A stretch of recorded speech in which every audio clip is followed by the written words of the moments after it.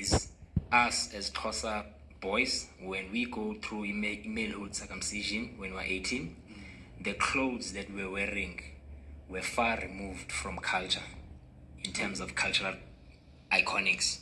So Pringle of Scotland has Argyle motifs, which is from Scotland.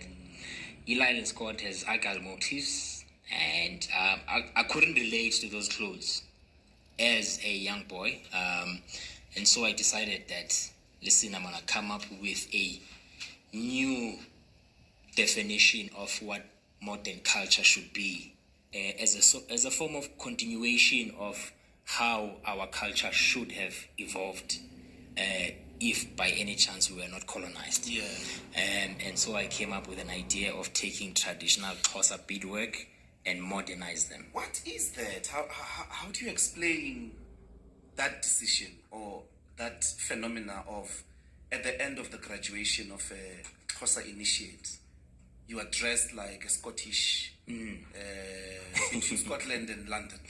Yeah, so you all look like what is that show? It was a big show about a series on TV. I forget it. But how do you locate that? What was that about? Or what is that about? So that culturally, that is meant to get young boys to look dignified and give them their last cent off, so that they never have to rely on their parents ever again.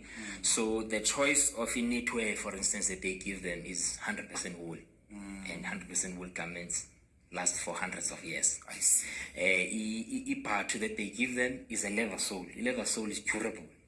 So our parents make those choices for us, and then we accept whatever that it is, depending on home circumstance, and then you dress that up. So in my choice, of course. So this becomes the provocation for your for your exploration of what might an initiate, graduate look like. Yeah.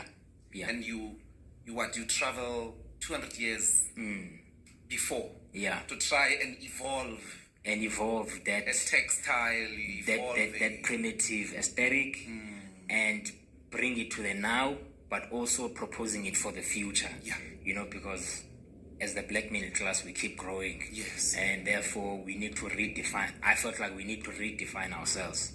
And that's how the idea came about. So by simply looking at motifs and patterns that our ancestors created in the 1800s, but modify them in my own interpretation, so that I could create like infinite possibilities of design.